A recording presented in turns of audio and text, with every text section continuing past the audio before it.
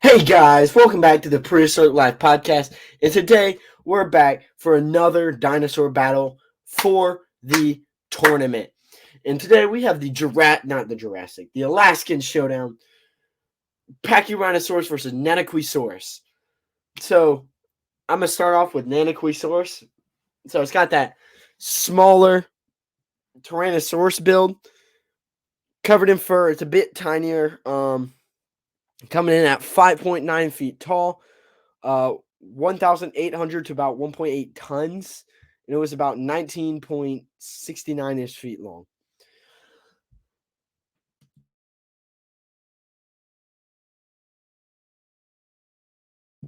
If I randomly cut out, that's just because I'm having coughing fits. I'm sorry. But if I remember straight, I gave Nanuqsaurus the same bite force as a juvenile T-Rex, which is about 5,641 newtons of force, which is still insane. So Pachyrhinosaurus, ceratopsian body. It's got the big head. It doesn't have any horns, so it can't pierce, but it can definitely knock you around with a big blunt nose. It's got a beak. It's got a fairly powerful bite force, if I'm not mistaken. Because I remember what is it? Protoceratops had a oddly good bite force.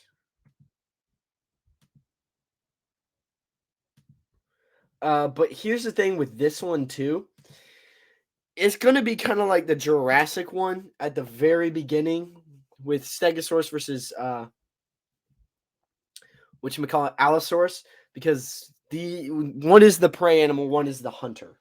So these things have experience hunting each other. They lived around the same time, and one preyed on the other. Pachyrhinosaurus is coming in about 9.843 feet tall, about 2.2 to 4.4 tons, and about 26.25 feet or 26.25 feet long.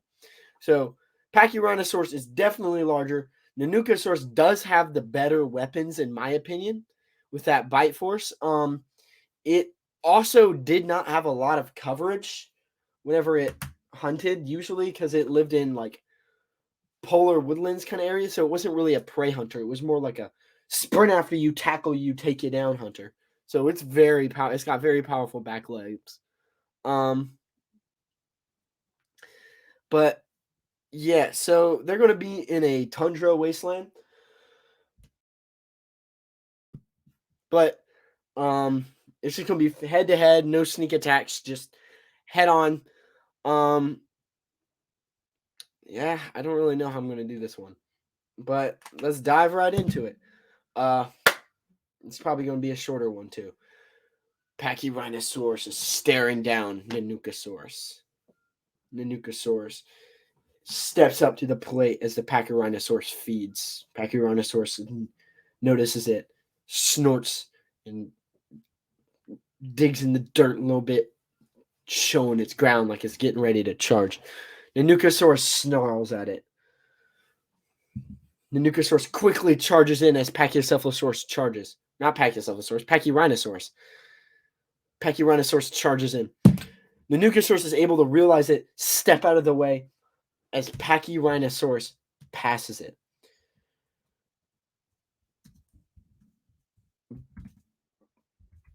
By the way, I want y'all to realize it takes only 1,700 psi to break bone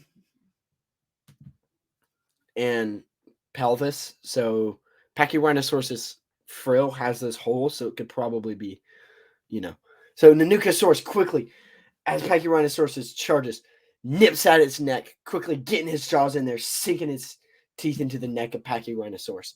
Pachyrhinosaurus snorts out as it tries to jerks its head out of the throat of Nanuqsaurus. Nanuqsaurus roars at Pachyrhinosaurus as it stumbles back.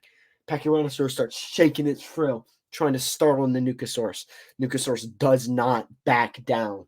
This is a battle to the death. Pachyrhinosaurus charges in.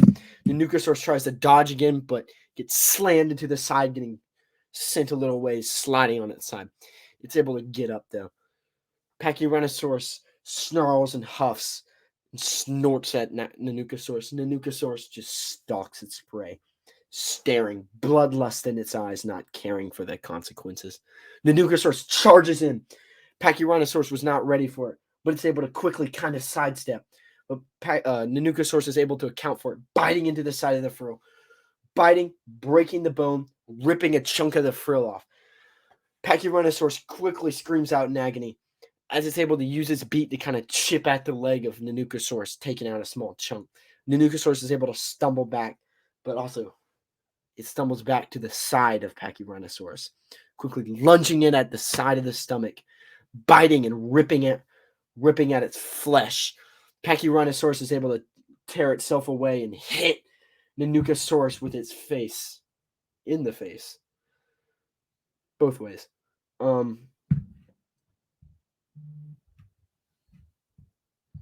Pachyrhinosaurus does not care. It is not backing down. Nanuqsaurus is also not backing down. It is hungry. It is starving. It wants a meal. But Pachyrhinosaurus will not be that meal. Pachyrhinosaurus charges in, but Nanuqsaurus roars out as it sidesteps, quickly biting onto the frill again, ripping and tearing flesh, taking a chunk of the bone out. On the other side, Pachyrhinosaurus's frill is being torn apart. Pachyrhinosaurus quickly gets up under Nanuqsaurus as low as its head will go and hits it in the stomach with its club-like snout. Nanuqsaurus is confused as Pachyrhinosaurus flips it over, putting all of its body weight on there. Pachyrhinosaurus charges in, slamming into the downed Nanuqsaurus, making it scream out.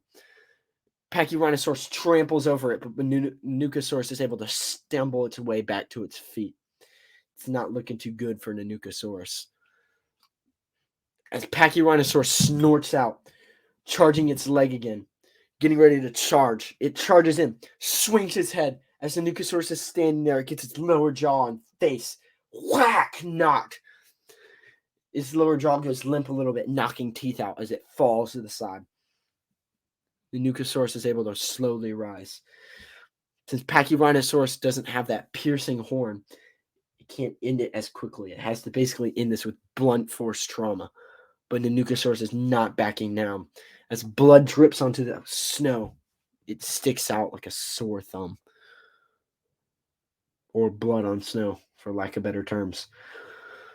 Nanuqsaurus is not backing down as it bleeds from its mouth, its nose, and even its eye. It spits out what teeth it has, as now it's angry. Nanuqsaurus charges in. Pachyrhinosaurus is now ready for the intense speed. As it starts to try to stumble away, Nanuqsaurus is able to quickly get on it, get to the side, slightly jump a little bit, and slam into the side of Pachyrhinosaurus, knocking it onto the side.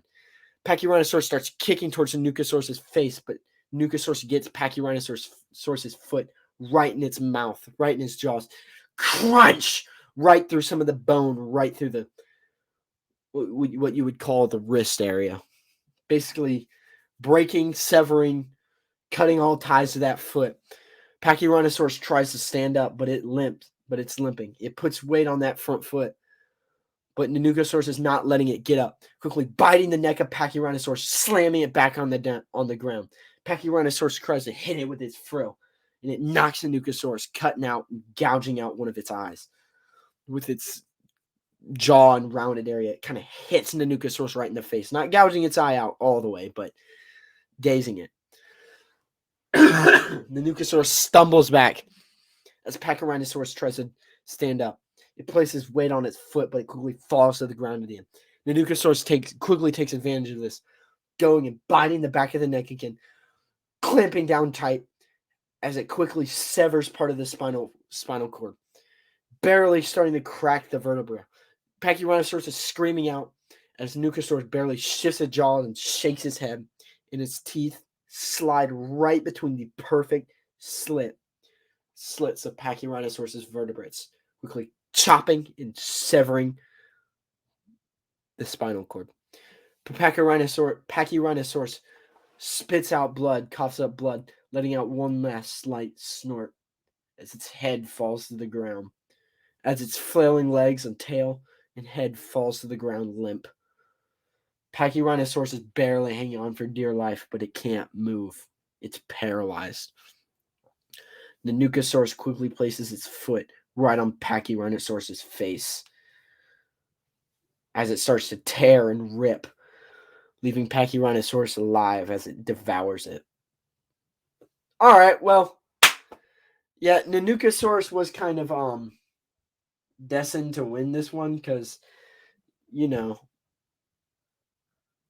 prey versus that. I get Pachyrhinosaurus probably had a very decent chance, but Nanuqsaurus I feel like would take the victor. It got knocked around. It got an eye almost lost. So, I mean,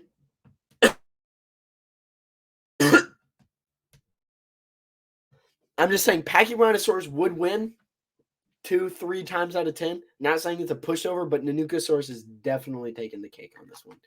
It's used to hunting out in the open, used to hunting prey like Pachyrhinosaurus, even bigger than Pachyrhinosaurus. So it's got that advantage. It's also got the speed advantage. Size being big is good for Pachyrhinosaurus if it wants to knock around Nanuqsaurus, which it did. And it didn't have that advantage of having a piercing weapon to just stab right into the side of Nanuqsaurus. And that kind of doesn't really aid in that. But Nanuqsaurus, it could definitely take a few bludgeoning hits. And I feel like if it got down and Pachyrhinosaurus was able to just knock around the head of Nanuqsaurus a few times, a few real good times, maybe trample on its skull, it definitely could have gotten that chance to end it. But I'm feeling that the speed of Nanuqsaurus and the powerful back legs, along with that pretty decently powerful back bite force of I'm putting it at even of a juvenile T-Rex. Not an adult T-Rex, but a juvenile. And I'm going with that Nanuqsaurus is going to take the cake on this one. But yeah, that was Pachyrhinosaurus versus Nanuqsaurus. If you want to go see some of these dinosaurs, be my guest. Go check out fossil dinosaur trips. I suggest the Utah and Colorado Red Rocks and Raptors because that's the one that Dr. Brian Curtis himself, the leader of Fossil Crates, is going to be leading. And I'm about to pull up their Instagram. If you will give me a moment. There is their Instagram, so go check that out. And while you're on there checking out the Dinosaur Trips Instagram, remember, tell them Prehistoric Life sent you because they will give you $250 off your ticket. But while you're checking them out, why don't you go ahead and check me out too? I mean, I got some pretty decent content. Clearly, you're listening this far, so yeah. And if you want my content a little bit earlier, try and go check me out on YouTube. It's free. YouTube tends to be free. I try to post everything a little bit earlier, 2-ish days. And if you want all of that in one place, go check out my website at Prehistoric Life, or not at Prehistoric, but it's prehistoriclifepodcast.com. Recently went over Patago Titan and why it is an absolute unit on the battlefield against Acrocanthosaurus. Dear God, that was a bloodbath for Acrocanthosaurus. I pray that it recovers from that. But yeah, there that is. And if you want all of that, go check it out. But I'm your host, Eric Crawford, signing off. I will see you all next time for more Prehistoric Life podcasts. Remember, keep it prehistoric. Bye.